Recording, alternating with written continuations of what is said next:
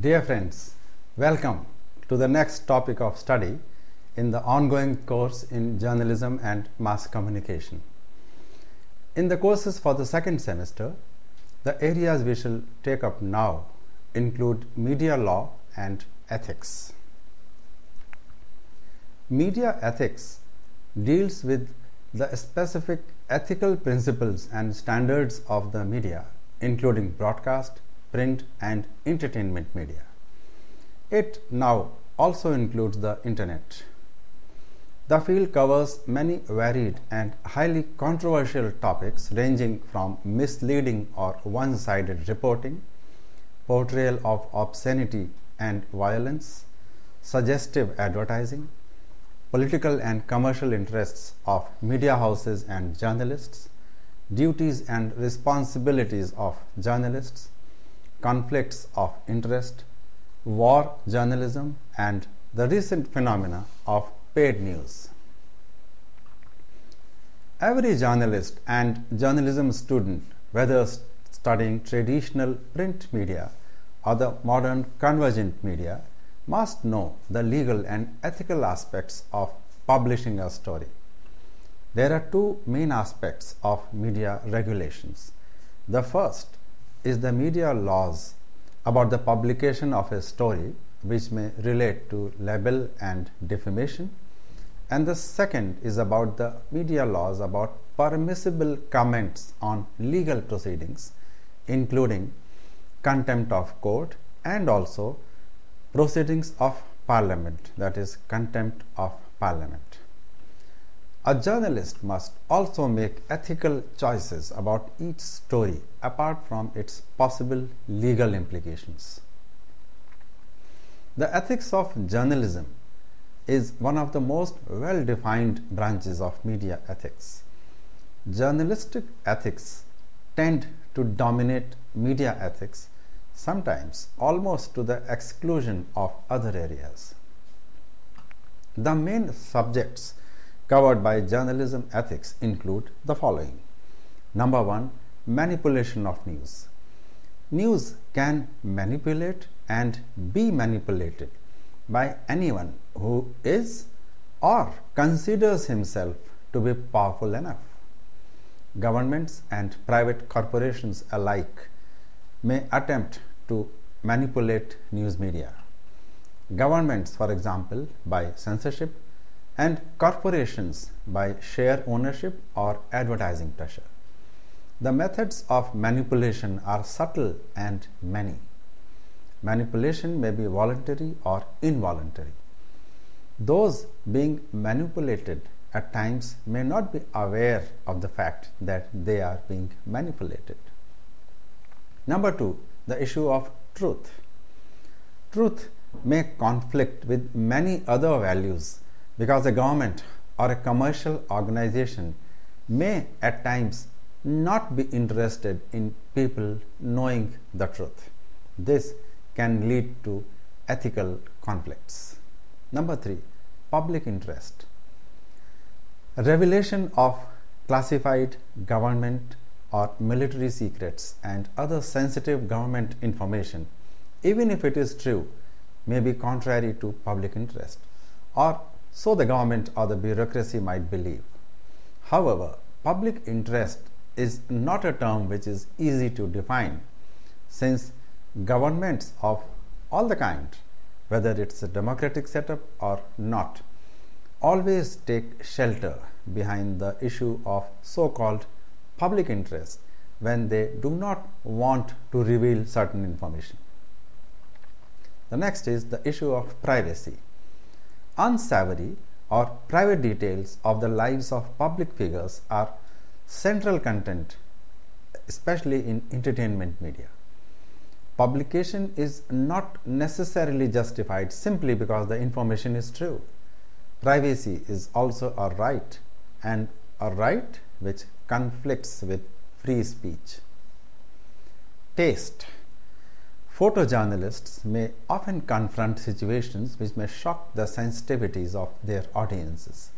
For example, visuals of severely injured or deceased people, human remains, filth, etc., are rarely screened or published. The ethical issue is how far should one risk shocking an audience's sensitivities in order to correctly and fully report the truth. The next aspect is conflict with the law. Journalistic ethics may conflict with the law over issues such as protection of confidential sources.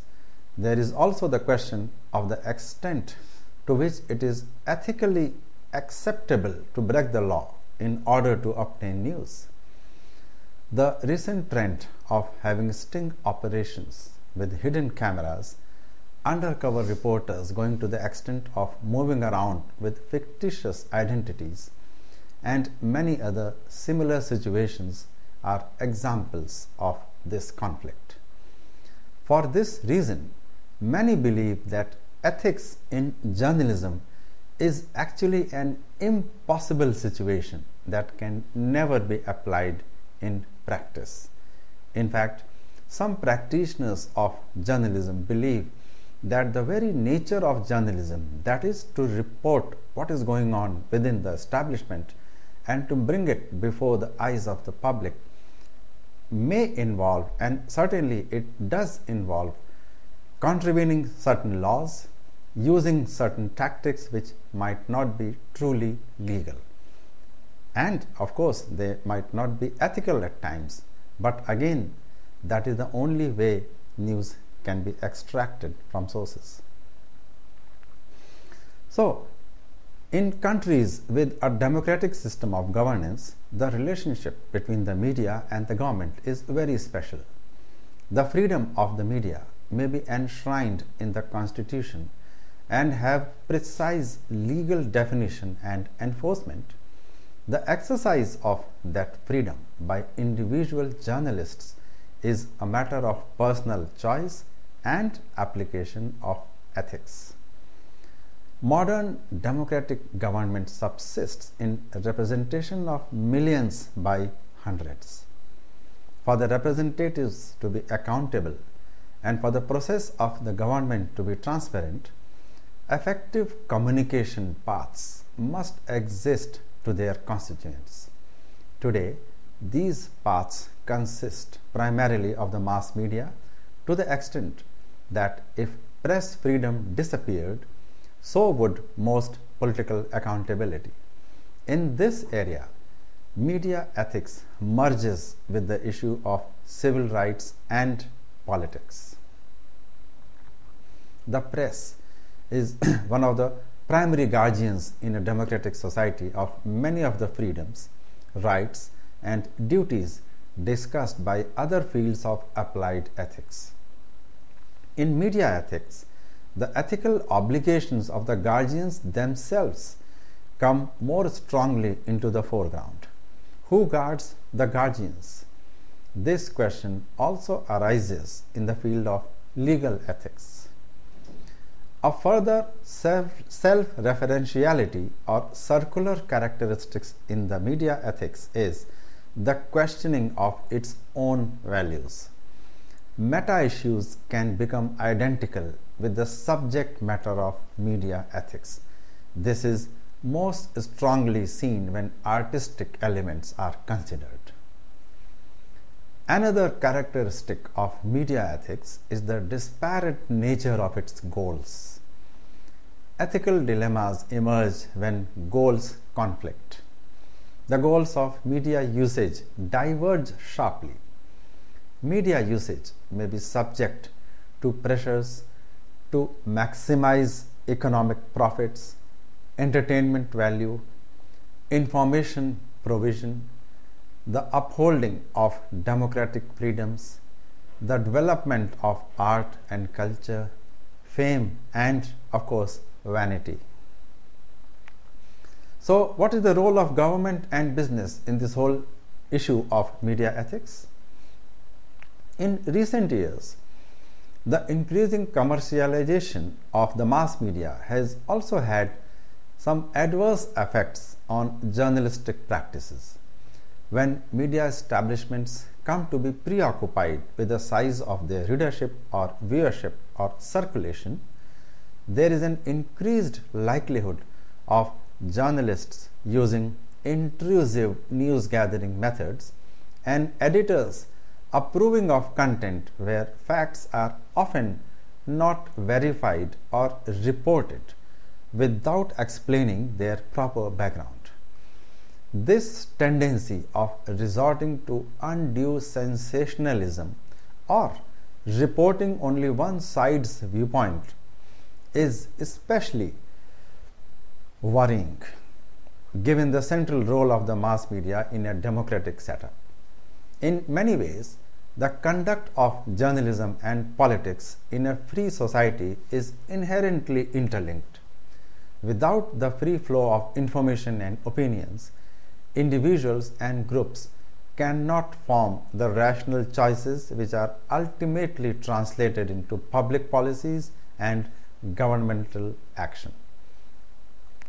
The essential components of politics, that is, representation, legislation, and administration, all depend on how information is exchanged between the citizens and the government, as well as between citizens themselves. Very often, some statements and actions come to gain meaning only on account of the publicity given to them. At the time of the French Revolution, the press was described as the fourth estate in the political establishment.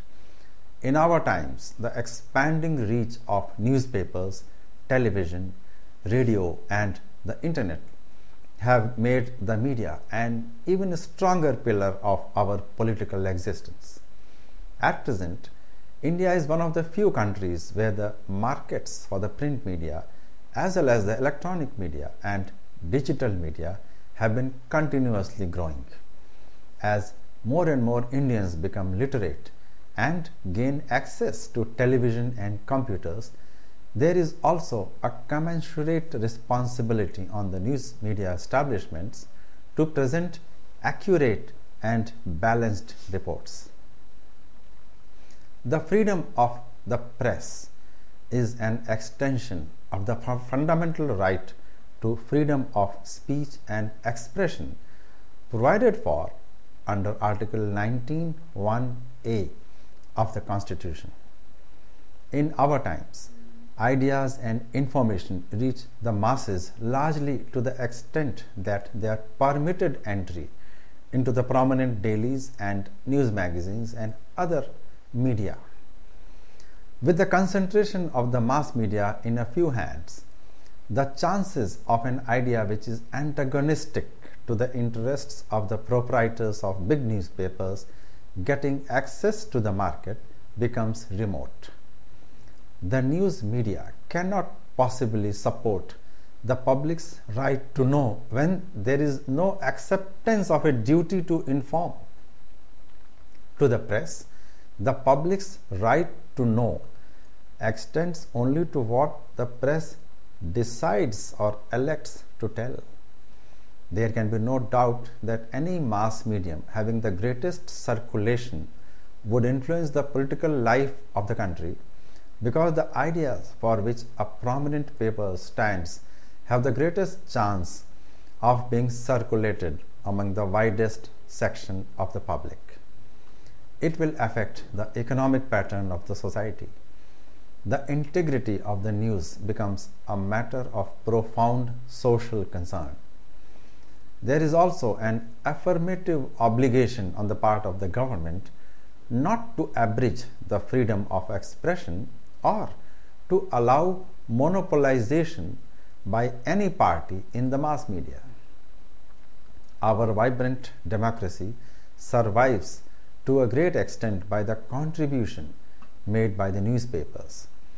The rights of millions of people who have no scope or opportunity to raise their voice should be given a voice in the mass media. It is said that the victories of freedom of speech must be won in the minds of the people before they are won in courts. There are different perceptions about issues related to the media. the question of ethics in media is all about how people in general, especially those who are affected by the media's work, perceive the media and its way of working. The point is that everyone acknowledges that the fundamental objective of journalism is to serve the people with news, views, comments, and information on matters of public interest in a fair, accurate, unbiased, and decent manner and language. Towards this end, everyone appreciates the role of the media unless and until the probing eyes, ears, and hands of the media do not reach the doors of those very people who have so far been the strongest supporters of the media's freedom. Whenever there is an example of how the media or media persons have erred in performing their duty, there are two sides to the story. One is that those having a grouse against the media and terming it as lacking in ethics are very often those who had at one time or the other sought the help of the media in turning the situation in their favor. The second is that the media person overreaches or overreacts in his enthusiasm, confusion, miscalculation, or indeed singular self-interest to write something that is blatantly unethical. This can happen when 1. The identity and confidentiality of a source is revealed. 2. The information conveyed to the journalist in good faith is used with some other intention. 3.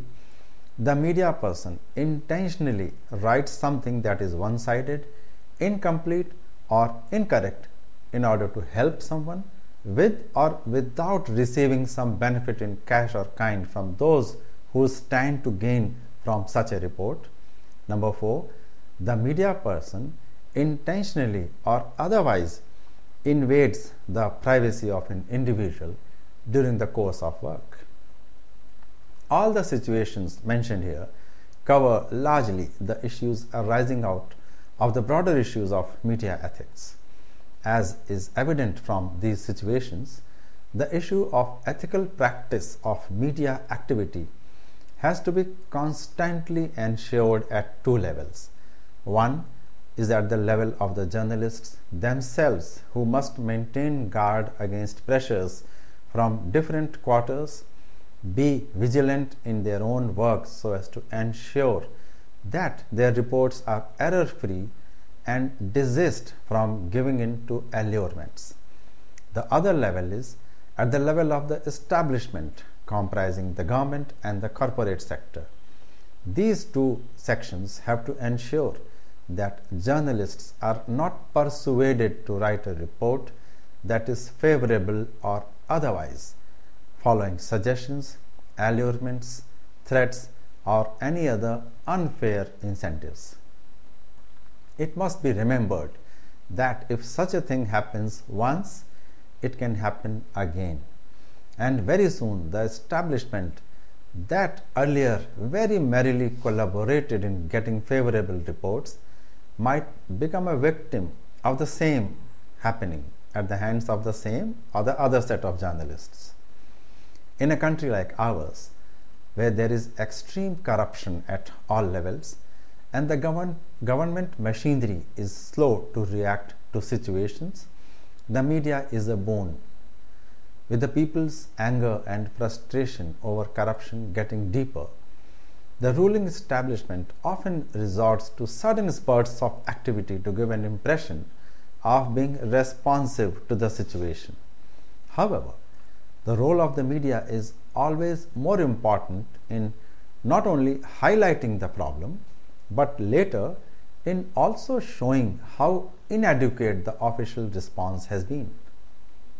Hence, a free and independent media is our country's best hope. If the public benefits as a result of a specific investigative method, then it is justified. In recent years, the sting operations have exposed many murky and sordid happenings in public offices and behavior of government, political, and otherwise important functionaries. However, the establishment very often first tries to shrug off the charges as being of little consequence, or worse, a blame game starts to shift responsibility from one minion to the other, so that the initial public anger dissipates and the response can be easily mired in procedural wrangling. The people are subject to the usual allegations of frame-ups, unseen forces maligning their names and character, and so on and so forth. The media in recent years have been actively engaged in exposing cases of blatant misuse of power and following it up. Some examples being the investigations in the infamous Jessica Lal, Nitish Katara and Priyadarshini Mattu cases of New Delhi. However, there is this proverbial other side of the coin. Due to stiff competition, some news channels try to project different perceptions in certain sensational stories. For instance, when the forest brigand Veerappan was killed in police encounter, a certain news channel went to the extent of nearly whipping up sympathy for him by telling their audience to remember the brigand's wife and kids at this time and try to be sensitive to them. Media is a powerful tool in India and has to be used with care, caution, and responsibility. Certainly, the responsible media by far outweighs a few stray self-serving cases. Even though the media takes up cudgels for causes, the rise of citizen journalism has given more strength to an already powerful tool. The reversal of roles from audience to collecting, reporting, analyzing, and publishing news, armed with cell phone cameras and digital cameras, has actually lent power to citizens. It is also essential for the attainment of human rights. Citizen journalism is yet another step closer to a more transparent and accountability in government and public sectors. The international scenario regarding media ethics goes like this. It was in 1948 that the United Nations made the Universal Declaration of Human Rights, laying down certain freedoms for the mankind. Article 19 of the Declaration enunciates the most basic of these freedoms, which says, quote, "Everyone has the right to freedom of opinion and expression," unquote. The right includes the freedom to hold opinions without interference and to seek and receive and impart information and ideas through any media and regardless of frontiers. In India, Article 19A of the Constitution guarantees to the citizen the right to freedom of speech and expression. The press is considered an indispensable pillar of democracy. It pervades public opinion and shapes it. Parliamentary democracy can flourish only under the watchful eyes of the media. Media not only reports but also acts as a bridge between the state and the public. At a time when globalization of Indian economy has brought about drastic changes in the media scenario, and the Indian press is also going global, the responsibility of the press to safeguard the interest of the people and the nation has increased manifold. With the advent of private TV channels, the media seems to have reached every corner of the lives of the people and society in every walk of life. Such is the influence of the media that it can make or unmake any individual, or any institution, or any thought. But at the same time, journalism is a profession that serves. By virtue thereof, it enjoys the privilege to question others. This privilege includes the right to collect information from primary authentic sources which are of use and importance to the society or the nation, and then report the same in an unbiased and positive way with the aim to inform and not to create sensation and harm the public. Any direct or indirect interference from the state, the owner, or the other sector of the government and society is actually an encroachment on its freedom to discharge its duties towards the society. However, to enjoy these privileges, the media must follow certain ethics in collecting and disseminating information. These include ensuring authenticity of news, use of restrained and socially acceptable language for ensuring objectivity, fairness in reporting, and keeping in mind its cascading effects on the society. Also, its effect on individuals and institutions concerned has to be kept in mind. While freedom of expression is no doubt a fundamental right, it has to be broadly guided and bound by societal duties and ethics. This involves a sensitive balancing act to protect the rights of the individuals while exercising the right of expression. So, ethics is a code of values which governs our lives and thus are very essential for moral and healthy living.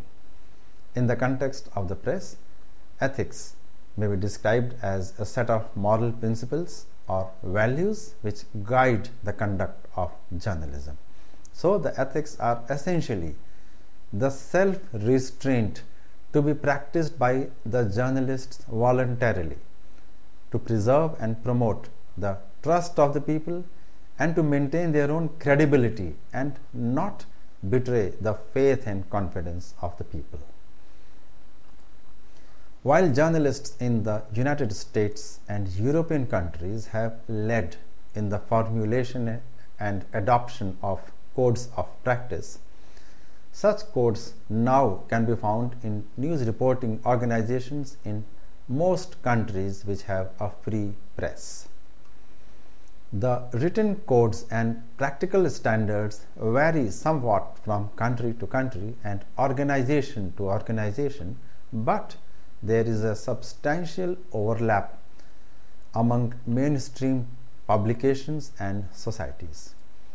The International Federation of Journalists, a global organization of journalists from nearly all the free and democratic countries, launched a global ethical journalism initiative in the year 2008 aimed at strengthening awareness of these issues within professional bodies. The primary themes common to most codes of journalistic standards and ethics are as follows. 1. Accuracy and standards for factual reporting. It means that reporters are expected to be as accurate as possible given the time allotted to story preparation and the space available, and to seek reliable sources. Events with a single eyewitness are reported with attribution to that person. Events with two or more independent eyewitnesses may be reported as fact. Controversial facts are reported with attribution always. Independent fact checking by another employee of the publisher or a colleague in the newsroom is always desirable. Corrections are published when errors are discovered and need to be owned by the newspaper organization. Defendants at trial are treated only as having allegedly committed the crimes until they are convicted, when their crimes are generally reported as a fact which has taken place. Opinion surveys and statistical information deserve special treatment to communicate in precise terms any conclusions, to contextualize the results, and to specify accuracy, including estimated error, and methodological criticism or flaws. Plus, such results of surveys and statistics must always be attributed to the organization or the team that has conducted those surveys. Second is slander and libel considerations. Reporting the truth is almost never defamatory, which makes accuracy very important. Private persons having privacy laws and rights that must be balanced against the public interest in reporting information about them is something which has to be practiced by journalists at all levels. Number 3, the harm limitation principle. During the normal course of an assignment, a reporter might go about gathering facts and details, conducting interviews, doing research, background checks, taking photos, videotaping, recording sound. Such harm limitation deals with the questions of whether everything learned should be reported, and if yes, then how. The principle of limitation means that some weight needs to be given to the negative consequences of full disclosure, creating a practical and, of course, ethical dilemma. The Society of Professional Journalists, another international organization, has come up with a code of ethics which offers this advice. Show compassion for those who may be affected adversely by the news coverage. Use special sensitivity when dealing with children and inexperienced sources or subjects. Be sensitive when seeking or using interviews or photographs of those affected by tragedy or grief. Recognize that gathering and reporting information may cause harm or discomfort to certain people. Pursuit of news is not and never a license for arrogance. Recognize that private people have a greater right to control information about themselves than do public officials and others who seek power, influence, or attention. Only an overriding public need can justify intrusion into anyone's privacy. Show good taste. Avoid pandering to lurid curiosity. Be cautious about identifying juvenile suspects or victims of sex crimes. Be judicious about naming criminal suspects before the formal filing of charges. Balance a criminal suspect's fair trial rights with the public's right to be informed and the police or the investigating agencies exercise to come out with every detail that might help them in prosecution. The next point is regarding taste, decency, and acceptability. Audiences have different reactions to depictions of violence, nudity, coarse language, or to people in any other situation that is unacceptable to or stigmatized by the local culture or laws, such as the consumption of alcohol, homosexuality, illegal drug use, etc. Even with similar audiences, different organizations and even individual reporters have different standards and practices. These decisions often revolve around what facts are necessary for the audience to know. Only such facts need to be disclosed, while others can very well be kept away from the report because they don't affect the basic import of the report.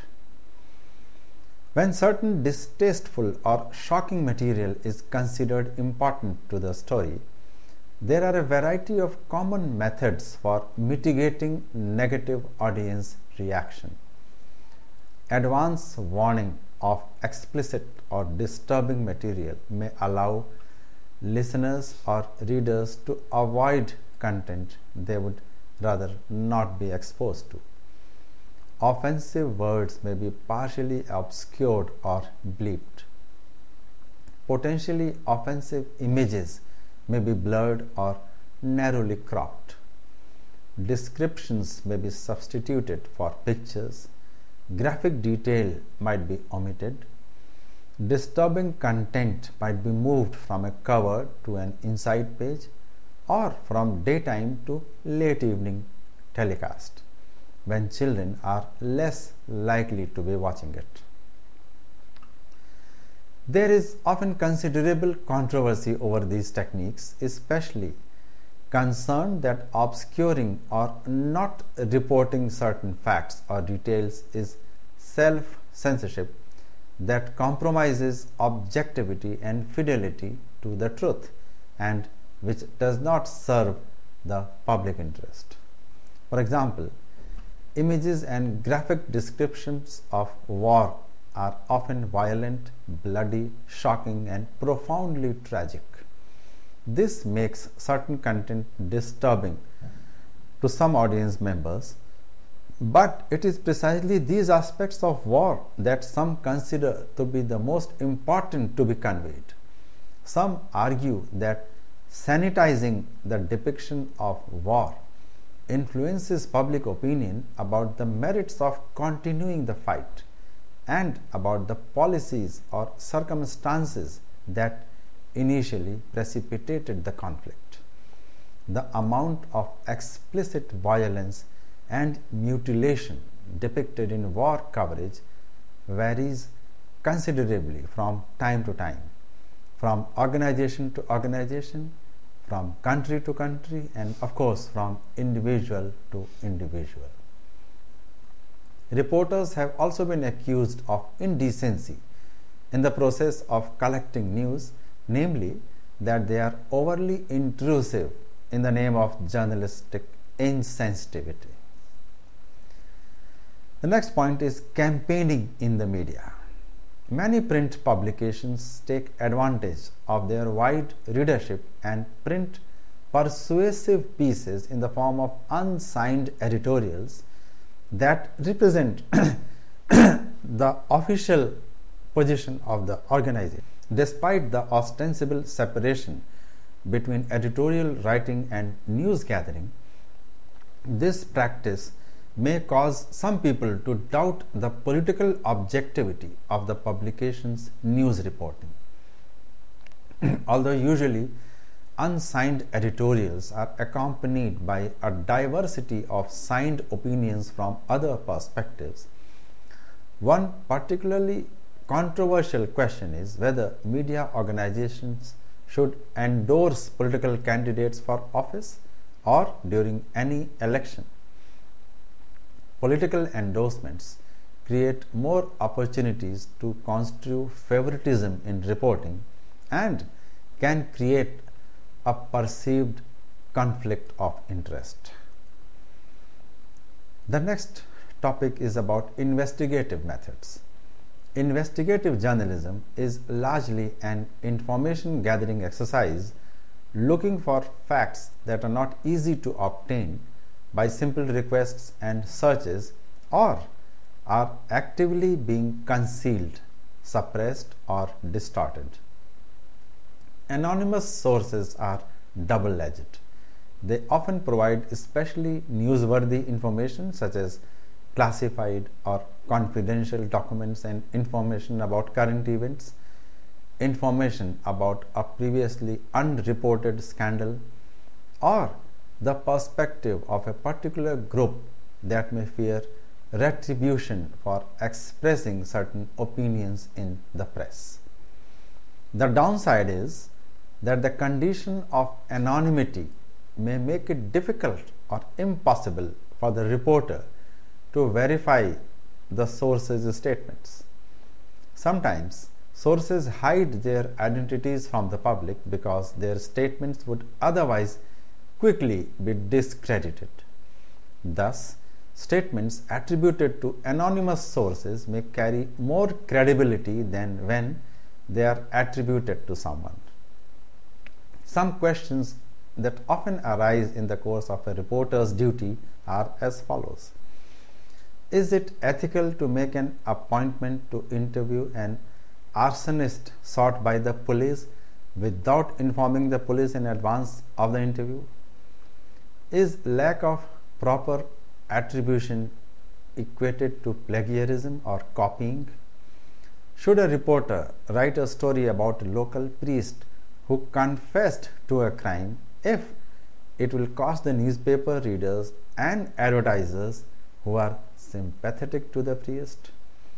Is it ethical for a reporter to write a news piece on the same topic on which he or she has written an opinion piece in the same paper? Under what circumstances do you identify a person who was arrested as a relative of a public figure, such as a local sports star or a local celebrity? Freelance journalists and photographers accept cash to write about or take photos of events with the promise of attempting to get their work on either the news outlets or get it printed in some news organizations from which they will also be paid. Is that ethical? Can a journalist reveal a source of information after guaranteeing confidentiality if the source proves to be unreliable? And of course, can a source be revealed if the matter reaches a court of law? So there has to be some common ground in terms of an acceptable code, and the media all over the world have voluntarily accepted such a code of ethics which should cover at least the following areas of conduct. Number 1, honesty and fairness. Number 2, duty to seek the views on the subject of any critical reportage in advance of publication. Number 3, duty to correct factual errors. Number 4, duty not to falsify pictures or to use them in a misleading fashion. Number 5, duty to provide an opportunity to reply to critical opinions as well as to critical factual reportage. Number 6, appearance as well as reality of objectivity. Number 7, respect for privacy. Number 8, duty to distinguish between facts and opinion. Number 9, duty not to discriminate or to inflame hatred on such grounds as race, nationality, religion, or gender. Number 10, some codes call on the press to refrain from mentioning the race, religion, or nationality of the subject of news stories unless it is relevant to the story, while some others call for coverage which promotes tolerance. Number 11, a duty not to use dishonest means to obtain information. Number 12, a duty not to endanger people. Number 13, maintaining general standards of decency and taste. And number 14, duty not to prejudge the guilt of an accused and to publish the dismissal of charges against or acquittal of anyone about whom the paper obviously had reported that charges had been filed or that a trial had commenced. Some codes also prohibit members of the press from receiving gifts in the course of their news gathering activity. Now, let us check out on some specific situations when the media has to face challenges on ethical issues. Coverage of elections is one major situation.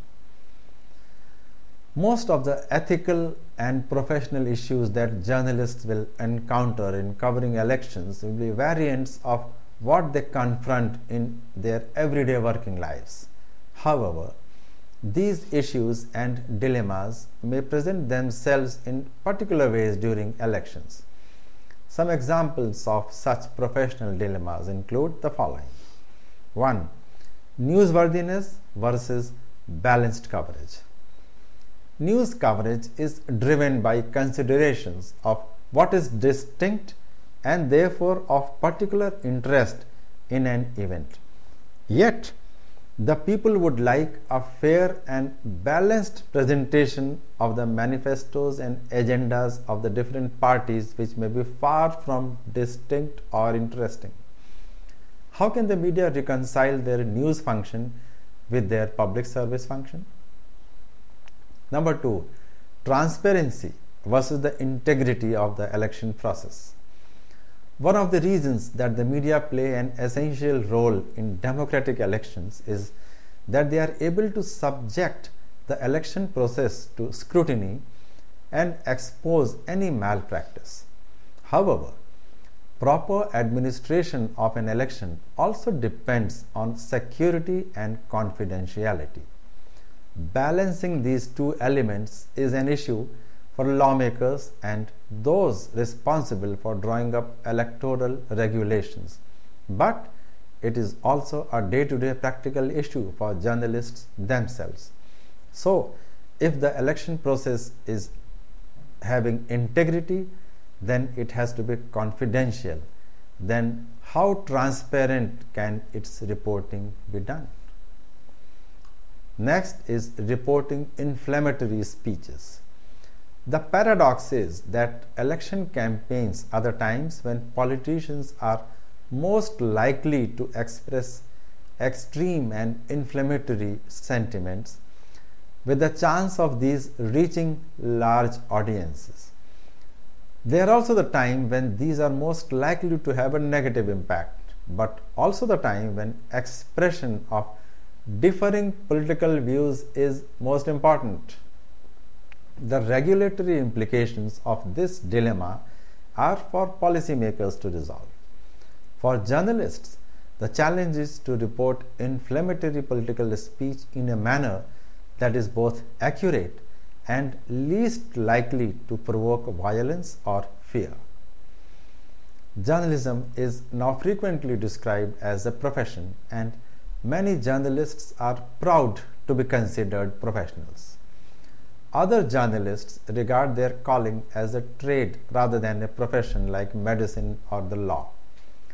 Whatever the conclusion on this point, however, there seems to be a general agreement that the practice of journalism needs to be regulated by a professional or ethical code of conduct. Codes of conduct may be promulgated by associations or unions of journalists, by media houses, individually or collectively, or by regulatory bodies. Such codes are most effective if they are the outcome of a collective process in which journalists and editors themselves participate. There are overreaching codes of conduct, such as that agreed by the International Federation of Journalists, as mentioned earlier. This enunciates several principles that will be relevant to journalists in election coverage, such as accuracy, impartiality, honesty, and resistance to corruption, avoiding the use of language or sentiments that promote violence or discrimination, and correction of inaccurate factual reporting.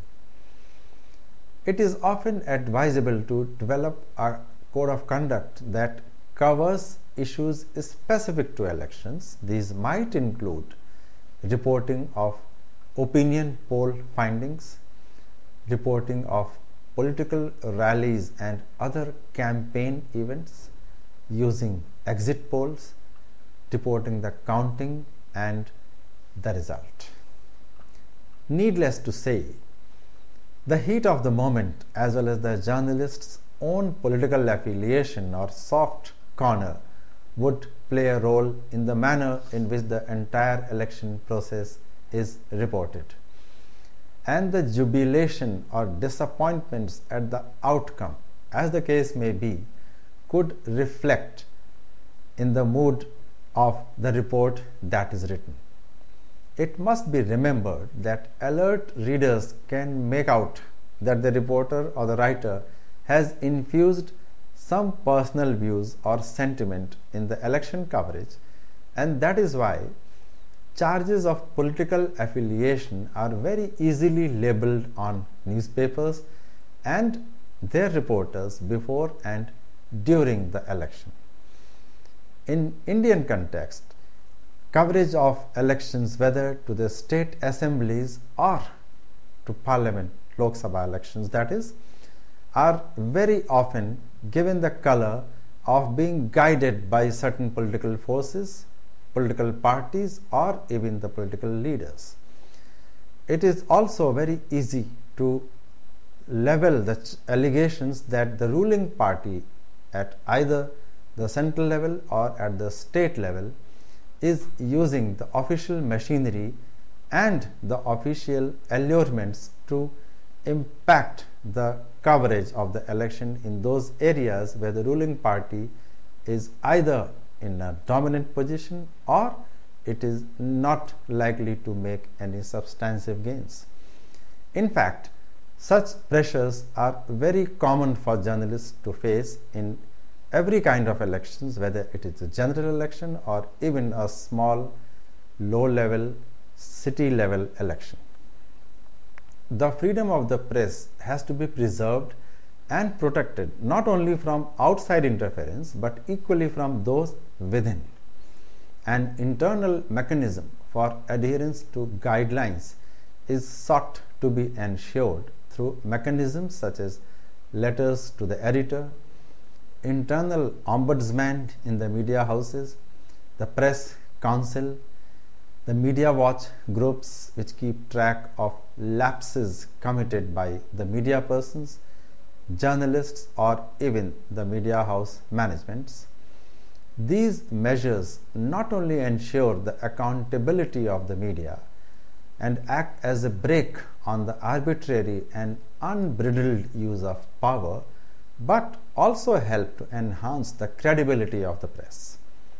These ethics are not in the nature of control on the press, but are necessary for fair and objective use of the press for maintaining freedom of speech and expression in true spirit. The mandate of the Press Council of India, as well as similar bodies across the world, is to specifically promote the standards of the media by building up for it a code of conduct. It is to be appreciated that our legislation very wisely did not entrust on the Council the task of laying down a code of conduct, for ethics cannot be mired down in a straitjacket, and ethics cannot be enforced by a government or a bureaucracy that could very often be subject of putting such pressure on the media and be an object of being the source of such kinds of mishappenings. From their very nature, these broad principles cannot be treated as cast iron, absolute rules of law, rigidly applicable in all situations and under all circumstances. These are flexible, general principles, the range, reach, and terrain of which are the wider than those of the law. The sanction behind them is moral. The source of their motive force is within the conscience of the media person concerned. The pronouncement and directions of the council, that is the press council, activate that conscience, and the principles articulated by the press council act as lights that lead and guide the journalists along the path of ethical rectitude. Compiled in a compendium titled Norms of Journalistic Conduct, they act as a reference guide in varying circumstances for the journalists. What more accurate and better way to conclude can be than the words of Mahatma Gandhi, an eminent journalist in his own right? Quote, The sole aim of journalism should be service. The newspaper press is great power, but just as unchained torrent of water submerges the whole countryside and devastates crops, even so an uncontrolled pen serves but to destroy. If the control is from without, it proves more poisonous than the want of control. It can be profitable only when exercised from within. With this observation, we come to the conclusion of this discussion. As we have seen, the topic of media ethics is a complex one. While it is easy for the people, the media users, to complain about the media in the modern world having forgotten everything about ethics in the race to be first to report news, for media persons the challenge is more tough. While obviously they want to be the first to report anything, they also have to ensure that there is no legal hassle or controversy after the first news is broken. Then there are people's expectations and influences on the media from various quarters. Amidst all this is the commercial aspect, as per which a media house has to be commercially viable also. Unlike the three pillars of democracy, where the government bears the cost of supporting them, that is the executive, the judiciary and the legislature, the press is on its own. It has to earn for running itself, it has to uphold its own standards, and it has to uphold the standards of free speech in society. And on its shoulders lies the responsibility to uphold democracy as well. It is no wonder that the media often finds it difficult to play so many roles all at once. In the next discussion, we shall look at some mechanisms to ensure that the media maintain its credibility and code of ethics, and then we'll move on to various laws that impact the working of the media industry. Till then, my best wishes and thank you.